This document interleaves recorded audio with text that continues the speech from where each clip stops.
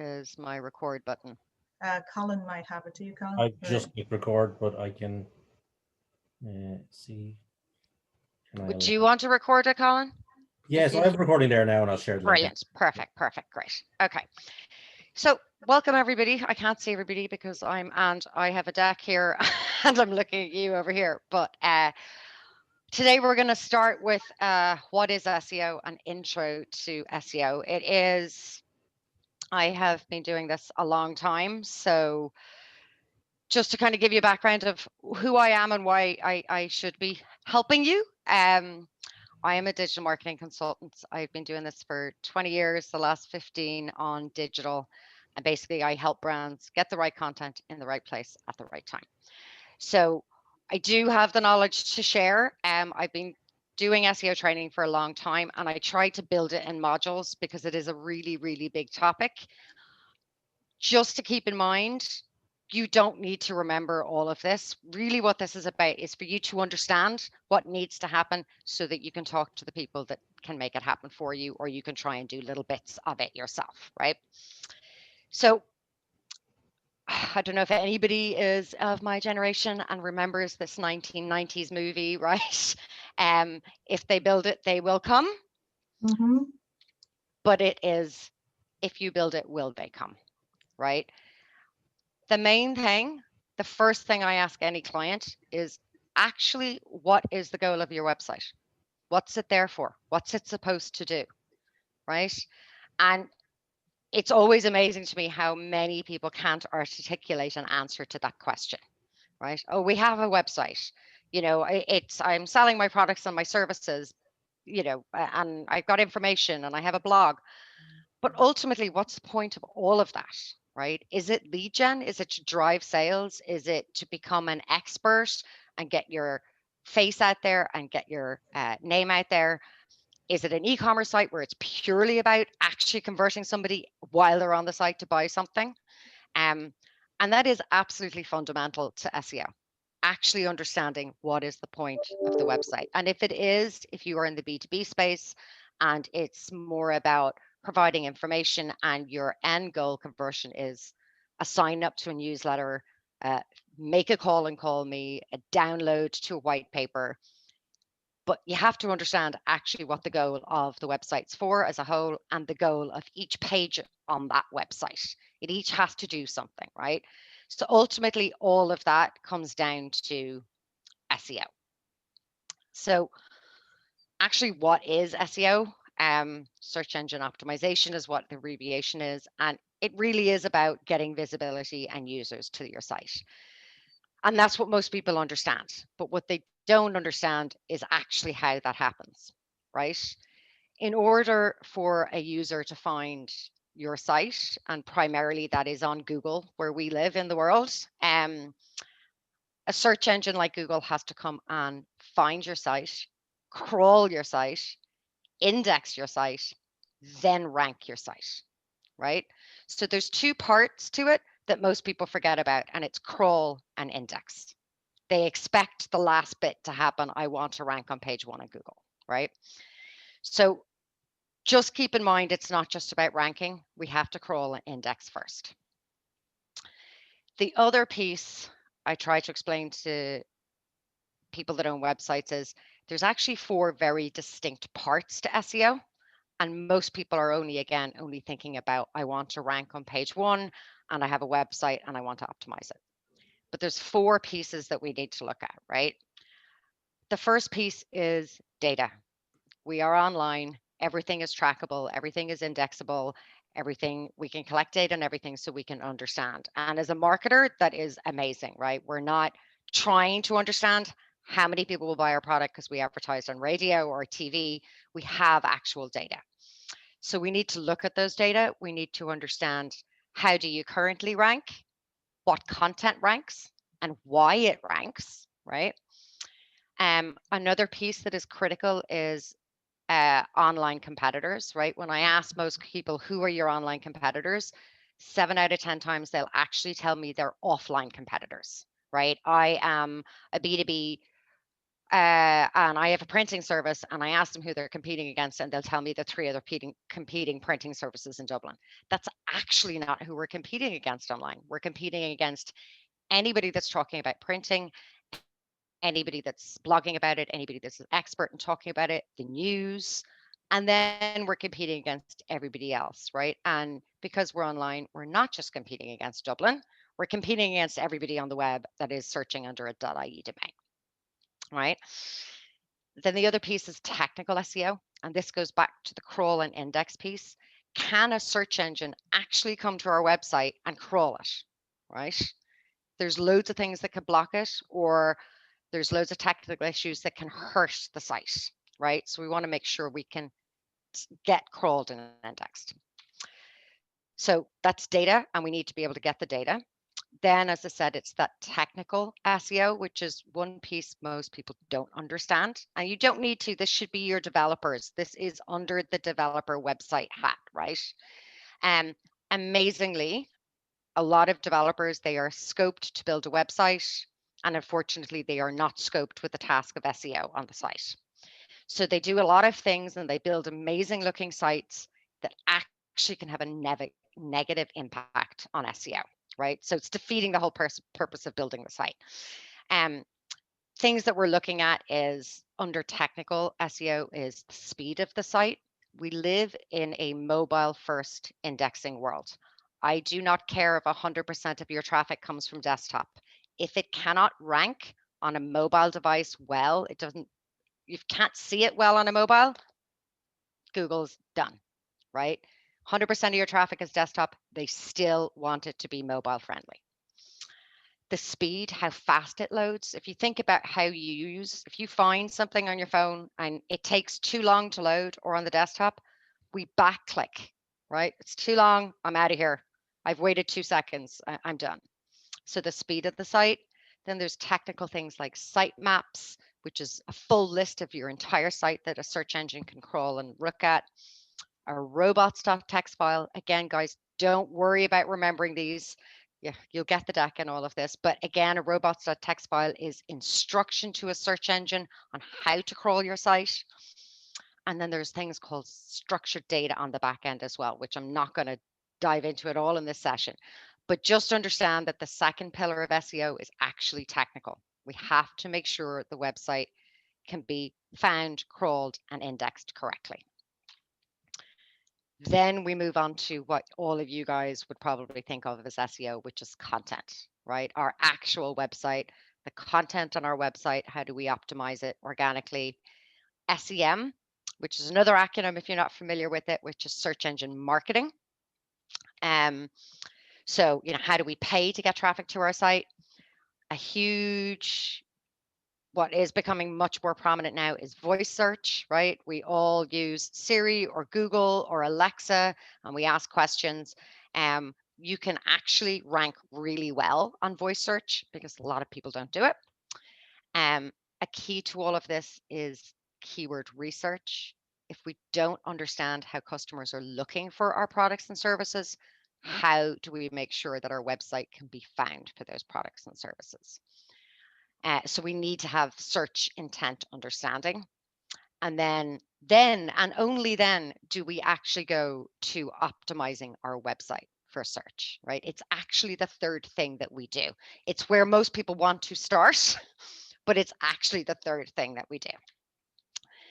The fourth pillar, which is absolutely critical for increasing your ranking, is off-page activities, or what we call inbound links to our website, right? So it's how Google understands that your website has value, that what you're talking about has value, is if people are linking to it, sharing, if you have news talking about you, blogs, forums, social shares, all of that stuff that happens off your website that has a link back to your website. The more links that we have, the better quality Google sees our website to be, because it sees relevancy, right? Somebody on social was talking about GDPR compliance. Oh, look, and they linked back to a GDPR website. So that link has value, right? So there are the 4 pillars of SEO. And I know most of you probably came here to think about how do I do keyword research and optimize my website, right? So that's the four core piece I want. If you take away nothing today, it's to understand that there's more to it than just doing some optimization on the site. The other piece I always tell all my clients is, you know, if you think about the investment and the time that you've put around building your website, the content that you're building, the blog content that you're writing, it's all really valuable, whether it's you writing it yourself or you've outsourced it and you've built it. But if you spent all that time, money, and effort on building something that's not found, what's the value, right? Where's the value of that spend? It's going to be a spend rather than investment. So we want to make it an investment.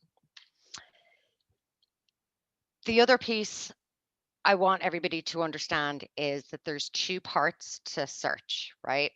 Apart from the four pillars of building it, there's two ways we can find our customers online.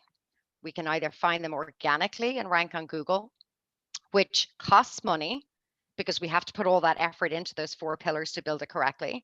But there's a long-term gain, right? It's like running a marathon. We're going to start, we're going to go steady, we're going to go long. Ultimately, when it does rank, we're no longer paying to get those new customers, right? Because you're always showing up. The other part, until we've done our marathon and we get showing up organically, we probably need to plug that with paid. So we're going to pay to find those customers while our marathon is going on in the back. So there is two sides.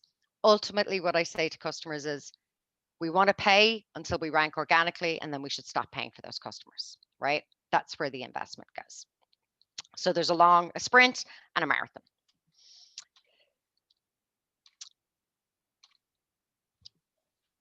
So the other piece is, and I've kind of covered a little bit of this off in those four pillars, but the first thing we have to do is start with that strategy, right? So if we think about what is the purpose of our website, like what is it that we want our website to do for us? Is it a lead gen? Is it an e-commerce site? What are we doing? So if we know what our strategy is behind the goals of our website, we can then move to those four pillars with a very clear understanding of what it is we need to do, right? We can build budgets around what it is we need to do. So once we have a strategy and our goals, we can then, move to those technical pieces. If your site already exists, it's going in and fixing those technical things that are stopping Google from ranking us higher. So if we think about something like speed is a huge indicator for SEO. If our site loads really slowly, one, people backclick and just don't go to it, or two, you get penalized for Google because it's told you make it fast and you're really slow, right? Fix the technical things, then we'll do the on-page piece. And I am going to show you about keyword research, which is that first kind of on-page things that you can probably do a little bit of yourself to understand. But really what we want to do around there is understand how people search for our products and services and not how we think about our products and services, right? Because they can be two very different things. Then we need to think about, again, that other pillar about offsite. How do you create content that is shareable and linkable? And then the last piece is that we want to, it's digital, it's data, we can track everything. And we need to track everything because how do we know how we're getting better if we don't have data to look at? So just again, kind of very high level, but you need to keep in mind how search engines actually crawl a site, right? So they're called spiders, right? Or bots or whatever terminology you want to use, but they literally send in a bot and it crawls your site page for page and it tries to understand the links between the pages, right? It's never just a linear crawl. It's crawling back and forth and trying to link all the pages to really understand what your site's about. Once it's done that, it will then create an index of all of those pages, right? And that index is held basically forever. If anybody ever wants to use the Wayback Machine to see what a website looks like 10 years ago, you can do that because that index is held forever. But it also sends a crawler or a bot out daily, hourly, monthly to the website and crawls it again to see is there any fresh content. So those things are constantly going on. In order to make sure that that bot or spider can get through the website really easily, we need to, again, we think of good technical SEO, make sure there's no block for that spider to get through. One thing to think of is your URL structure. You know, when you look at a website and you go to something, and all of a sudden at the top, even though you're on a page that might be about us, there is tons of code and squiggles and numbers and question marks, right? It should be really clear, plain English in the structure of the website. One, because a user can understand where they are, and two, that the bot can understand where they are. The on-page element, I'm going to take you through that a bit as well, is because it is the piece that most people understand about how do we optimize that page. We're looking at the URLs, we're looking at metadata and the actual content on the page. Good internal linking structure is key as well. If you think about that spider, if it can't go from one page to the next easily, and that's what I'm talking about, linking, like linking almost every page on your site to another page on your site. So if I'm on the site, I don't have to keep going back to the home page to go 2 levels deep to find internal GDPR in-house training, right? I should be able to find it very easily. Very quickly, and I know this might sound and look really basic, but actually what does a search result look like now? Because they change all the time, right? It feels like every 3 months we go onto Google and it looks different again. So SERP, or search engine results page, is it's the acronym that we use in digital marketing to see how you're ranking, right? A SERP could be 1 to 10 on page 1, 11 to 20 on page 2, right? It kind of ranks from 0 to 100.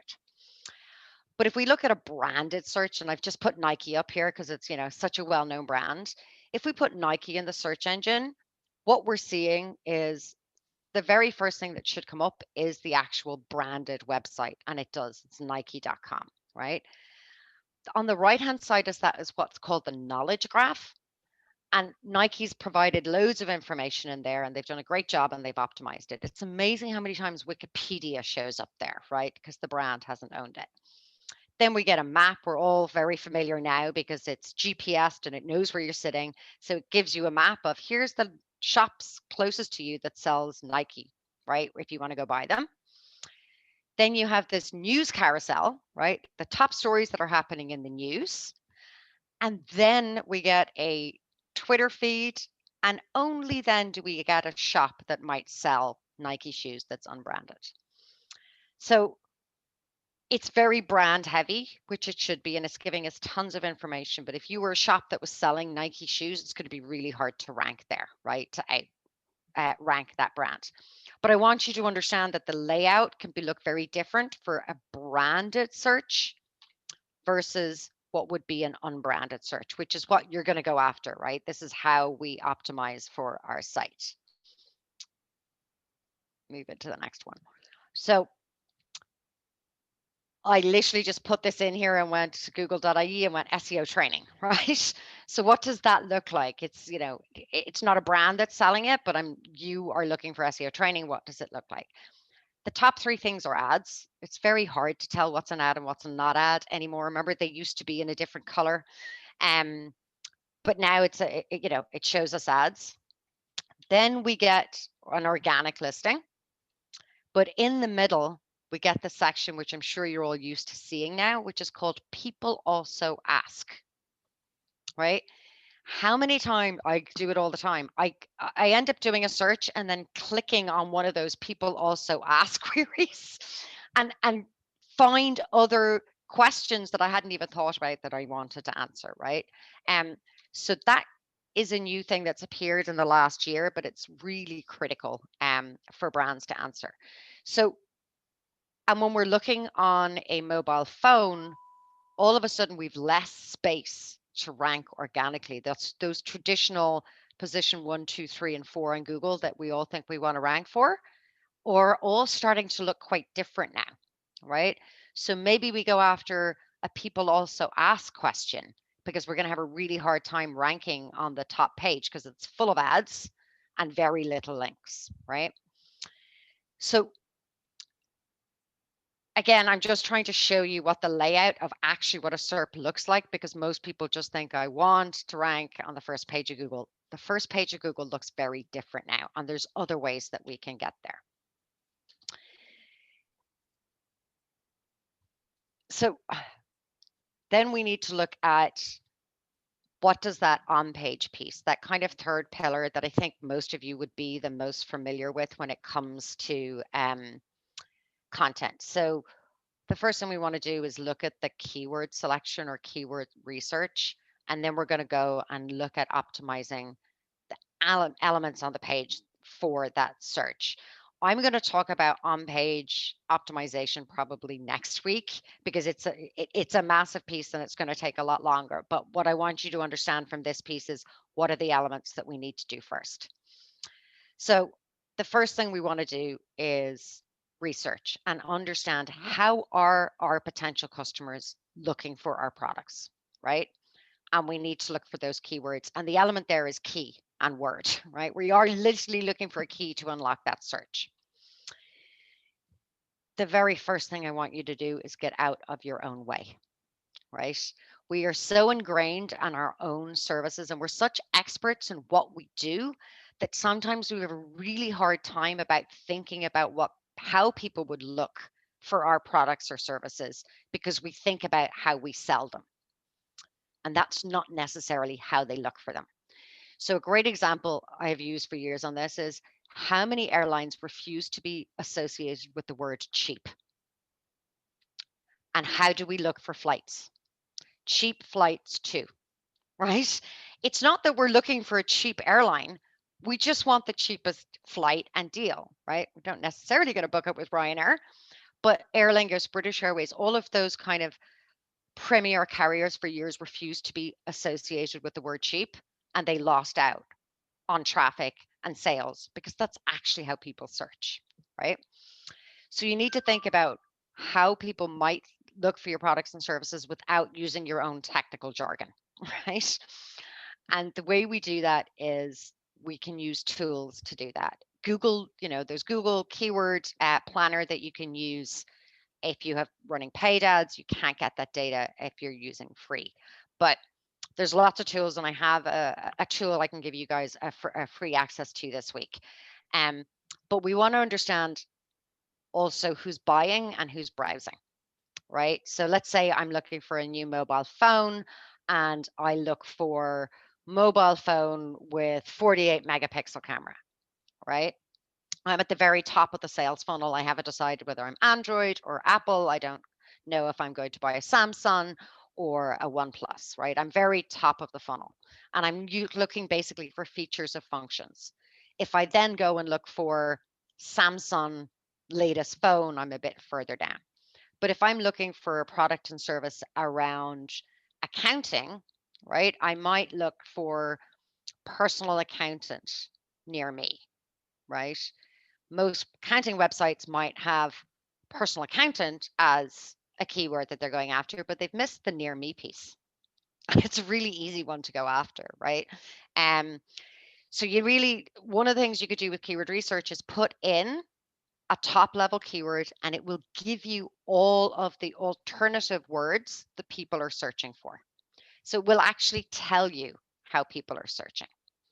Once we know what those are, then we can make them relevant to content or write content around them. So I'm going to show you an example of a keywords tool when I'm roasting a site in a couple of minutes to show you how it works so you can see in real time what I mean by that stuff. But there are free tools out there. Don't need to be an expert to do keyword research. Really is putting in some keywords and looking at what the tool is telling you people are looking for. So Google AdWords Planner is there. SEMrush is the one that I use. It's keyword. There's an amazing keyword research part of that platform, and they have over 7 billion keywords in their database. And I can give you guys a free access to that this week. Another thing I look at is keyword trends, which is free as well. If you're trying to understand, is there a trend in your business that you can capture? So I don't know, like under GDPR, right? We would have seen a massive lift in that 2 years ago around it. But now is it SME GDPR compliance? Is there a trend, upward trend around that you should be looking at maybe? There is tons of add-ons. Chrome's, I'm all about the Chrome extensions, right? There's loads of Chrome extensions you can use, and you can go on your competitors' websites and see what they're ranking for. If they're doing better than you online, get some of these Chrome extensions and go to their website and see what content and keywords they've gone after as well. It's always a really easy competitive hack, right? Once we look at keywords, and again, I'm going to go through this in a lot more detail in another section, but if you want to have a look at your own website really quickly and see, are your pages optimized for search, right? You have to look at your website on a page by page basis. You can't just look at the home page and go, oh yeah, it's okay. My metadata is optimized and I did some image optimization. Only when somebody searches something on Google, only one of your pages can rank. One page to one search query. So you really have to think about, for that query that somebody's searching for, what page on my website do I want to land them on? So then I need to really optimize every single page.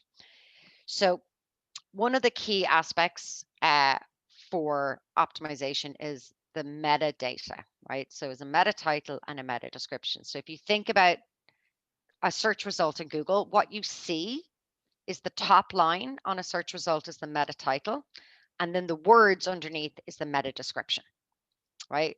So the meta title is huge SEO value, and Google puts a lot of weight on what you say in that title. So basically, that title is a maximum of 60 characters, and you have to tell Google and a user exactly what it is this page will do for them, right? If this is I don't know, half day workshop for GDPR compliance, that's what should be in the title, right?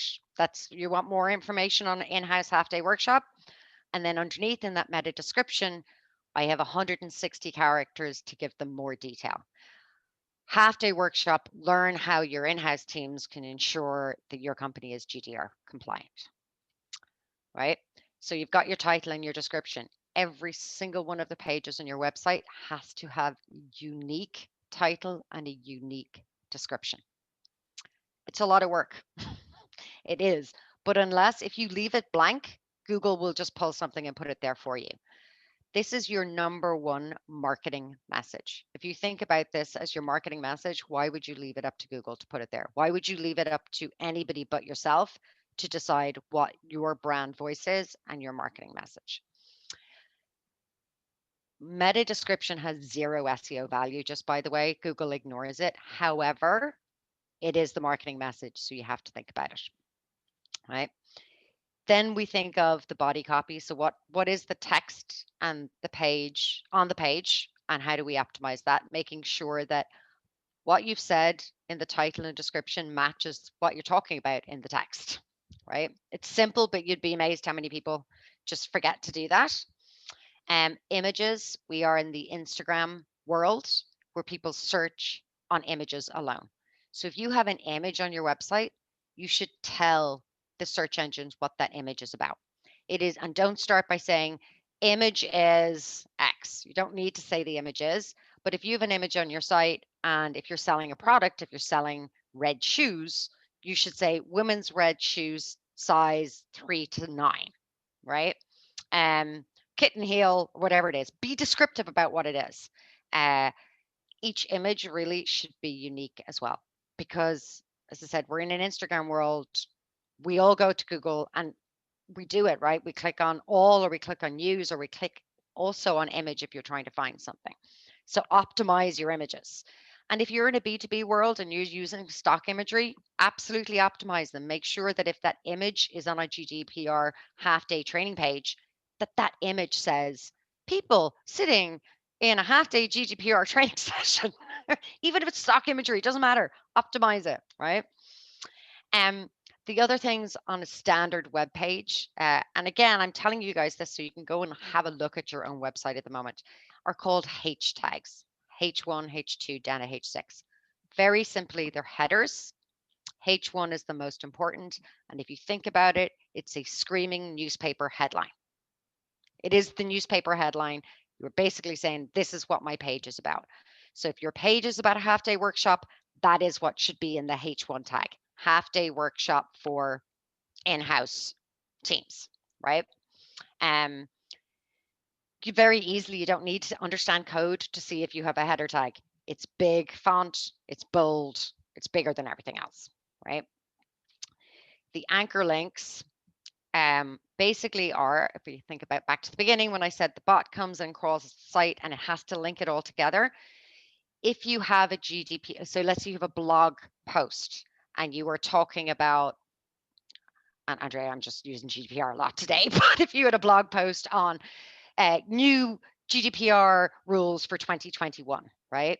If you had a blog post, you might want to link it back to your training page for half day, right? Training, so people, you have a bit of an action and a reason for people to click through. So you need to link those two things together. So anchor links are basically linking pages together, right? And it's very important, especially if it's blog content, you want them to go somewhere else after reading the blog, right? You kind of want to send them hopefully to a services or a product page where they can go and find more about your product and hopefully convert. So some basic Google rules, right? I think I've emphasized it enough. As a beginner, model SEO, make it crawlable. Make sure your technical SEO is there. That is, you need your developer on site to help you with that, but it is the number one fundamental thing. If the burst engine can't crawl the site, you can't rank, right?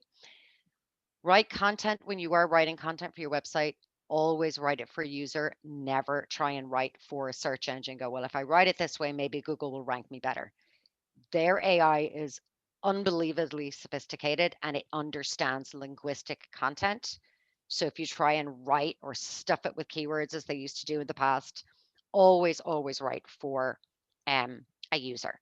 The other thing to keep in mind is, and this is, in all the B2B companies I've worked with and consulted with over the years, they have a tendency to write in their own lingo. They have a tendency to write very technically, right? Because they're such experts on what they do. Sorry, Ivan, I am getting content ready. You need a language. Okay.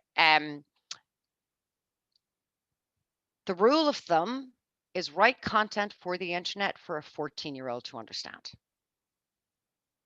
I don't care what service you're selling. You can get really technical further down in your site, but you really should be writing for an audience of a 14-year-old that can understand. So that kind of goes back to that keyword search intent piece where kind of have to get out of your own way, stop using your own jargon, and actually write content for a user, for all users, right? Because you could have customers out there that actually have no idea they need your service or have one thing in their head that they need and then don't realize that they need something else. But if you're writing really technically, they're never going to find it or understand it. Again, that comes doing help in, content.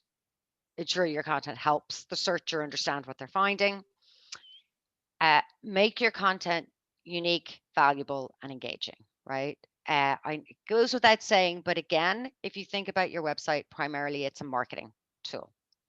It's a lead gen tool, usually. If you're in if you're selling online with an e-commerce, then you're absolutely only online. But if you're in the B2B space, generally your website is a marketing tool. So you want it to be unique, valuable, and engaging. Another piece, which is a core pillar of any search algorithm, is what they call EAT: expertise, authority, and trust. And it is really core to how Google ranks sites. It wants to understand that you're an actual expert on what you're talking about. And how does it understand that you're an authority about what you're talking about, and can it trust you? And there's some really simple things that aren't on most people's websites that actually are indicators for this. So one of the things around trust is, are you a physical person? Do you have a physical business? Do you physically have a number people can call to prove that you are a business? So literally on our contact us page, having a name, an address, and a contact number and an email address is actually one of the things that Google uses as trust. And sometimes it's not there. It's a form, fill it in and we'll contact you. And they haven't actually put their name, their email address, and a phone number. There's small things like that go towards EAT. The other thing around authority and trust expertise is it wants to understand, are you an expert on what you're doing? And expertise doesn't come back down to, do you have a degree in something that you're saying that you do as an accountant? That's not it. Are you bringing value and the information that you're giving is correct and not quote unquote false news, right? One other thing, and it comes back to this trust thing, if you have not done it, go and claim your Google My Business listing. It is absolutely fundamental to the EAT piece, right? Anybody can do it. Just go to Google My Business and claim your business. It asks you for information, and you don't need to like fill in a physical address. If you work from home and you're a self-employed or you have a small business, you don't need to put in a physical address. Saying you're in Dunleary is good enough because it'll pinpoint Dunleary on the map, but give all the information. You know, one of the things is like if you search for something and it comes up, here's the business hours, here's how you contact them, here's their website, you know, that little graph that comes up on the right side, that is all Google My Business. You can't rank there unless you filled in that information. It's really, really important. And anybody can do it. The link's there. I'll put it in after. You just click on it. It takes 10, 20 minutes to fill it in. It's again, it's a core part to actually getting to rank. When it comes to ranking on Google, there's not one single thing that you can do that's going to make a massive impact. It's all a collection of 100 small things, right? But Google My Business is a good 5% of it because it's proving that you are an actual valid business. Things that you don't do, you never auto-generate content. Please don't buy content from a content farm. Use link farms. People do buy links, and it is a gray hat area, but please don't buy links from people that are selling you links because that will harm your site. Deceive users, that's really about, like, don't try to rank for a topic that you're never going to be able to sell to them, right? Or rank for one thing and then try and sell them something different. Create a page that's non-indexable. Again, it comes back to technical SEO. If you have loads of pages that aren't indexable by Google, it kind of starts to wonder why. Why do they have so much content that they don't want indexed? What are they selling? What are they doing? Simple things like hide texts or images from the user. You know, something they used to do in the past was like put white text on a white background that a user couldn't see, but they might be trying to deceive Google into going, here's a whole load of text, but I don't want the user to see it, but I want Google to rank me for it. I mean, again, it's really sophisticated, it understands that, but just don't do that stuff. All right. That was probably longer than I expected to go with that. And I know that's a load of information, but I am going to throw it to Q&A.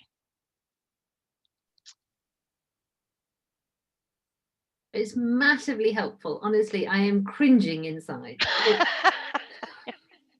I also love all the examples of black hat SEO that we all did at the beginning, which we penalized for like 20 years ago, optimizing websites. That's, of course you use that. Keyword stuffing, put it in white so that you can't see it on the site. Absolutely. Aoife, the only thing I would say, you know why people have a form and not an email address? Is because when your email address is on a website, the scam artists kind of crawl all these websites and they build mailing lists of your email address and they use them for spam. So if you want to put an email address on your website, do something like hello@datainfluence. Or info or, yeah. But only use that one to receive emails. Never use it as you're sending one, because chances are it's probably going to get blacklisted. And then if that's who you're replying to inquiries with and everything, that email address is ruined. And never use the one that you use on your website, Andrea Radanta Influence, as the same email address for maybe setting up your Stripe account. No, absolutely. The amount of people that do that, and I'm like, no, just get a hello at, which is purely for incoming web inquiries. Yes, and absolutely, Andrea, you're bang on the money, right? And that is such a great point. But from a trust perspective from Google, but that's the thing. Have and that, you know what? So hello at, I think that's a brilliant hello at, and just inbound only, and you can go and change it and get rid of it and make it info at 6 months from now, and you get blacklisted on too many. Too many. Yeah, because also when you go to a website, you actually want to find an email address. So often you're like, where's the blooming email address? So it is good to have one. Yeah, absolutely. Anybody else have any questions? So there are 2 questions in the chat. Okay. Here, let me see. What we got? If you have content writer, her list of keywords. Sorry, Sinead, what are you asking there? Do you need to supply the keywords and the language to give to a content writer? Where I'm coming from here, maybe, and going back to the point that you were saying it should be written by a 14-year-old. So like, I'm kind of thinking, if I give the content writing, which I am, to a person, I'm like, she can write it without my spin, without my kind of glass kind of view or whatever it is. But then at the same time, should I expect her to come up with those key search words for SEO? Should I give them to her? Am I influencing her? Like, how does that world work? Yeah. So there's 2 steps, right? The first is that keyword research piece and understanding and gaining the insights into how people will search for your products and services. And then the second piece is having either one, optimizing your pages that already exist better with those terms, or 2, getting new content written. Now, if you're outsourcing it, you should go to a writer that can do the keyword research and the content writing for you. When they do the keyword research, they should never move to content writing without reviewing with you first. Because there could be some terms in there that you go, hang on, I don't want to be associated with that for whatever reason. Blacklist that word, I don't want it. And the other thing about keyword research is that you should be categorizing them, right? If you look at your website, you go, right, here's my products and services, here's my categories, and then I want to map certain keywords to those products and services, right? So the last thing you want to do is make sure that you're not using the same keywords across multiple pages, because only one page can rank for one query. So if you start using the keywords like in 10 pages a lot, then Google goes, which one does Sinead want to rank? Oh, I think I'll rank this one. And you've given it to Google rather than going, hang on, no, Google, I want this page to rank for this. So there's mapping that kind of needs to go on in the back. But if I was outsourcing content writing, I'd want to outsource it to somebody that knows, one, how to do SEO or optimize content for SEO and keyword research. The other way, and this is how I've done it with quite a few clients, is we do a kind of an in-depth keyword research piece, get 200 terms that we want, and then kind of go, now I can have a content writer and just tell them use these terms. Does that make sense? Yeah, no, it makes total sense. I'm actually nearly kind of thinking that this has been a lovely refresh. It's nearly sort of like, I want to create like a roles and responsibilities document to support all of this, to make sure that all of the pillars come together. Because let's face it, you've got like maybe 2, 3, 4, 5 different people touching everything. So I'm really thinking, for me, sorry, and maybe I'm just taking over. No. And this was the whole point, Sinead, of this trainings, and why I wanted to start with those 4 pillars of search, because people are only thinking about keyword research and on-page optimization, forgetting that their tech guy needs to be involved, forgetting that they need the data piece. Exactly. But I think also we assume tech guy's going to do that, a content person's going to do that, and we make massive assumptions around the whole thing. And like, if I'm in charge and I'm the captain of the ship, I need to navigate and know who's doing what and whose responsibility it is. Absolutely. So I have homework, Aoife. Thank you. There's always homework. I'm good at homework. Aoife. Responsibility. I love it. What I have to say is I actually marketing, I have in this my head, I can't stand it. I don't want to know anything about it. I don't want to do it. And just sitting here today has made me realize what I always tell my clients is, don't ever hand over this even though I've decided to outsource, I don't ever hand over without having some idea of what's going on and what they're doing. And today has really, really opened my eyes for my website. And when I'm talking to a website guy now about what I want and what should be there and all that type of thing, and actually knowing if I do outsource this job to somebody, what they're going to do for me, and understanding that. Absolutely brilliant, Lisa. And Thanks as very I much. said, I mean, honestly, 10 years ago, I went back and did a postgrad and became a programmer because I was so sick of dealing with developers who didn't understand SEO and didn't think it was part of their scope. Right? And they kept going, oh, no, that'll be 10 grand. It'll be 10 grand to fix that. I'm like, why are we building a website if nobody can find it? So yeah, I mean, again, the whole point that I want with these digital trainings is to give you guys the knowledge as business owners to understand what needs to happen. You don't need to do it, but you should have an understanding of what should get done. Absolutely. You made me take my own advice today. Aoife, can I ask a question, please? Of course, Tara, go ahead. Thank you. I just have a few questions. I know the inbound links are really important for everything, but like there's lots that are important, but just on the inbound links, how would you suggest the best way to start that process with getting people to link to your site, like reaching out to, like creating content? I just don't know where to start. Yeah, no, look, and it's a huge piece, right? Getting backlinks is such a core part of showing Google that you're valuable, but it takes a lot of either, there's a couple of ways to do link building, right? One is earned media, right? And PR. And that's really about getting in the news and getting some really high value sites like the Irish Times or RT or whatever. I mean, if it's, I don't know if you're in the baby business, whether it's the top selling baby magazine online. I mean, it doesn't have to be always news, but there's a couple of ways around that. But link building is a long-term strategy. And honestly, it comes back to keyword research. Because if you can find out what people are searching for, if you can find out what content is written about that topic, write it better, find an angle, and then go talk to the news people. The other thing I tell about clients about like generating links is you're never going to get a link from somewhere unless you have an existing relationship with them. So go and find out who are the journalists in your arena that talk about the topic. Who are the top bloggers that talk about your topic? What are the other sites that talk about this topic? Because they may talk about it, but not offer the service. So, if you can go and talk to them and go, oh, listen, I'd love to write a blog content for you, and give me back a link to my site. The other piece I say to clients as well is when it comes to news, official news and link building, they will give you a no follow. So what that means is they'll put a link and a person on, when I go to RT or Irish Times, I can read it and I can click through to your site, Tara. But as far as the search engine's concerned, it's got to click, but don't let the bot through. It's called a no follow. That is standard practice with media. You want the follow. Google wants the follow link to be able to associate it. So you really want around that? No, there is no way around. The way around that is that you got to go find an equivalent number of follow links. One of the best follow links to do is get on directories.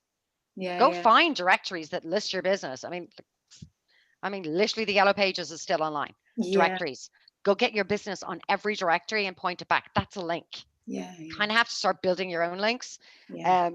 But then make sure that you have a relationship with people that talk in your industry and build that relationship before you go start hitting them up for links. Yes, of course. But I have a tool that I can show you. It'll tell you where to go find the links. You don't need to do all this research. It'll actually tell you. Amazing. Here's a list of 50 people sites that you should talk to. Amazing. And one other thing, I was really interested when you were talking about the voice search. And it's something that you wouldn't even think about because I guess it's so new, and as you say, no one's using it. Well, it's It's not new, but go on, Right. finish your question and I'll give you some. Well, yeah, I mean, it's there, but from a marketer's perspective, well, definitely in my space, we don't think about it from a marketing perspective. What would you suggest the first step with that voice search piece be? Is there apps or plugins, or what tech would you suggest to? Structured data. Okay. So I'm actually a voice search expert. It's something I became an expert in the last 4 years because I saw it coming. Yeah. Stats currently are 4 out of 10 adults in Ireland use voice search. Yeah. And people are, as a marketer, you're kind of going, oh, I need to optimize my website and I need to get links. And you're like, well, 4 out of 10 people are using voice search. Yeah. How many of your competitors are? So the easiest way to get a voice search answer on Google is by putting structured data on the back of your site. Okay. Right? Structured data or microdata is just another way of filling in information. The user never sees it. Only the search engine sees it.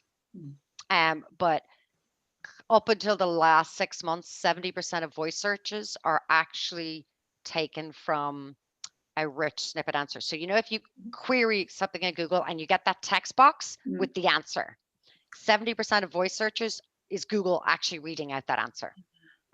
70% of those boxes come from structured data.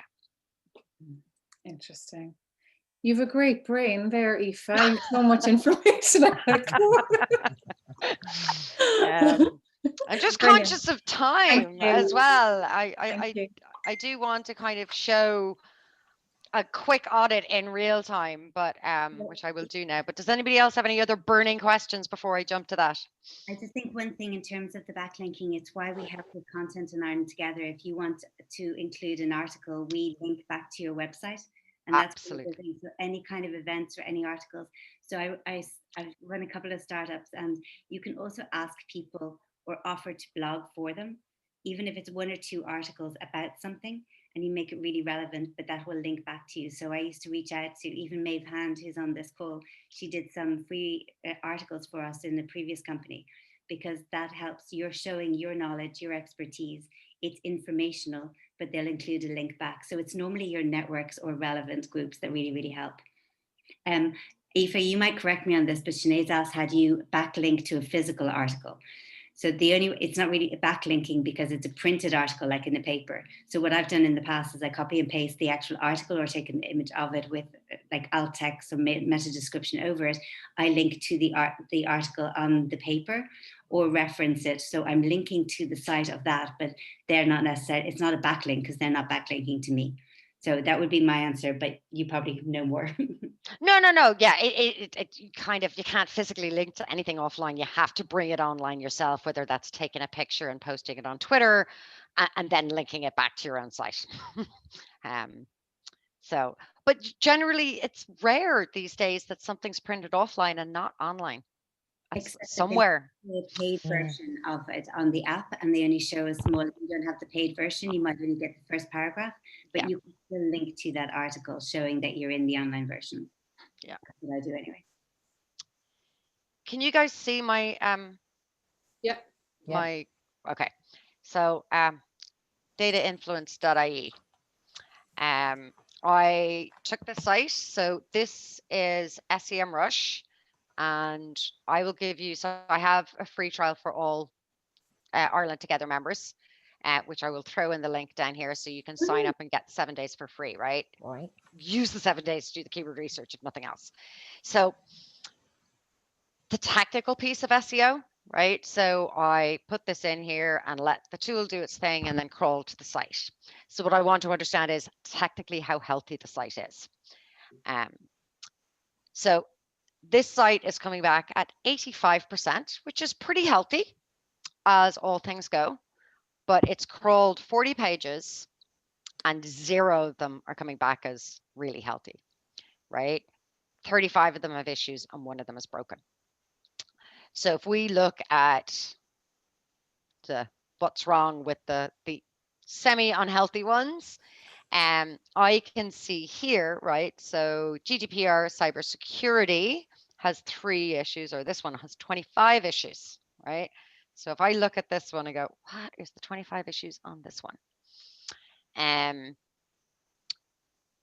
It's in a link chain. Again, this is really technical, guys, but basically there's a link broken. Remember all those internal links I was telling you about have to work? There's a link broken on this page somewhere, right? There's some notices here on 22 links have no anchor text. So there is 22 pages here that could be linking back to that single page to give equity and let bot come and crawl all of that site.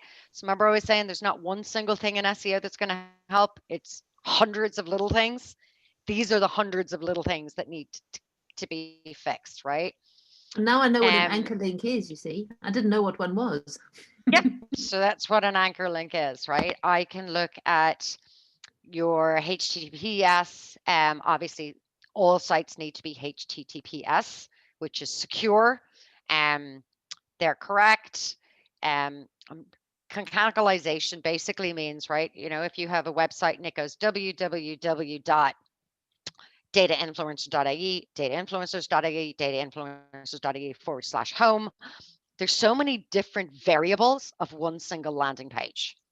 If you do not decide which is the single one you want to choose and direct every other version of that one to there, it's going to go, whoa, too much information. I don't know which one to choose. So always go with one version of your site, like an HTTPS versus non-HTTPS. Again, your developers should be able to do this. So that's just technical crawls. You can see what's going on there. If I look at position tracking for Data Influencer, so I literally went and grabbed 30 odd keywords, right, around the topics for GDPR compliance, all of that. And I looked at how this site is ranking. The average position is page 8 on Google. You're in position 83. Way down there, right? If you're not in position 0 to 20, you're dead. Now, the good thing is you are there, so there is an opportunity to get to the other page. It's better. It means that it's found it, crawled it, and indexed it. We just now need to do a job of optimizing it, right? I know we're running over time, guys, but I can also look at where here, all of these keywords, who ranks for them, and where you rank. So for GDPR cybersecurity solutions for SMEs, you were in position 14. You went to position 13. So you went up one position in the last week. Going in the right direction. So that's a great page where we go, it's in position 13. A little bit of effort should bump it onto page 1 in Google, right? Here's one like simple GDPR. Was on 64, is at 60, it's moves 4 places, but that should be, again, it's indexed. That should be something we could work on, a little bit of effort around optimizing that page, and it could start ranking really well. This tool, guys, on keyword research, very quickly for anybody that wants to stay on and look at this. Where is my tools?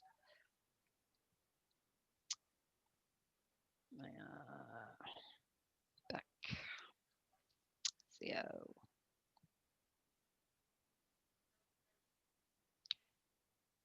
Why can I not find my keyword tool when I want it? Let's go back to the beginning.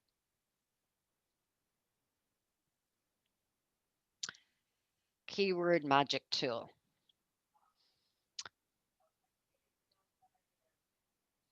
So I can put in GDPR services. I'm going to choose Ireland because we want to see what's going on here. And I'm going to go. This has just given me back every broad matched term related to GDPR that anybody in Ireland has searched for in the last month. And actually will tell me for the last year. So this is a really broad match. I may not want that, but you could see GDPR for cloud solution providers, legal services. I'm starting to understand how people are searching. I can go to phase match, which makes it a bit narrower. And I can go, okay, so people looking for GDPR also look for audit services, compliance services, information society. Some of them won't be relevant, right? But you can start trickling out those. Then I can go to exact match, which is what Google is, the service is saying. Exactly, people are looking for GDPR services and GDPR services Ireland, right? So that's probably a bit broad. So if I go back to exact broad match again, and I go to questions, this is always really interesting. Remember I was saying about it's hard to rank on page 1 for a website, but the people also ask might be easier.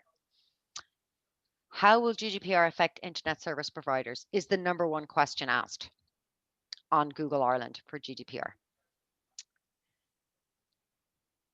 We should probably find out. And like literally by clicking on, I can now kind of go and understand a bit more about it. Now that's got low search volume, but I'll go back a bit.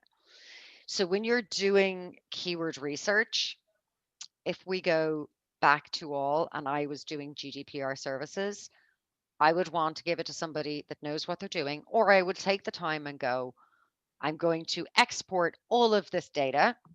Here's the search volume. It's how many people are searching. Here's the trend.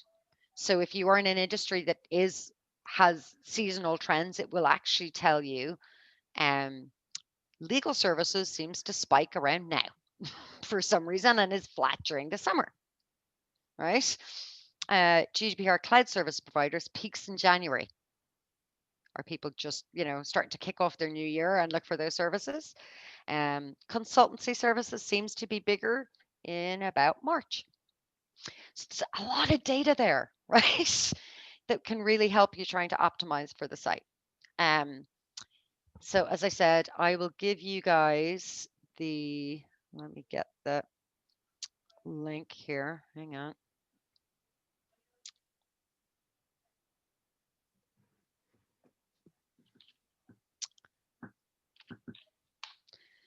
There is a link that will give you 7 days free of SEMrush, this tool that I'm using.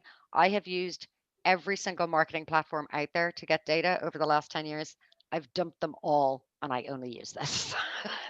I can see why. But it's also, I know that their data is correct.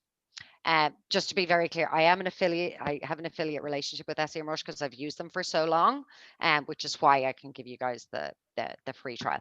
But nothing else, go in and play around with the keyword research tool and see if you can find any insights in there. Oh, super. Thank you. I'm sorry, guys. I know we've gone over.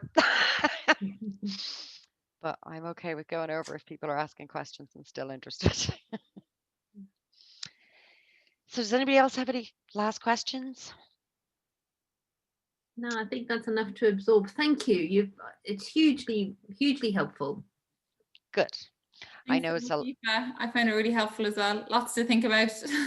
Yes, and I hopefully we can keep doing these, and I try and kind of build the knowledge as we go, and we'll go a bit deeper into each one. But for this one, I wanted you guys to have an overview of what is SEO, because there's so much more to think about than just getting in there and optimizing a web page. Yeah, so helpful. Thank you so much for your time. Thanks, Eva. Have a good weekend. Thank you. You too. Thanks, guys. Bye.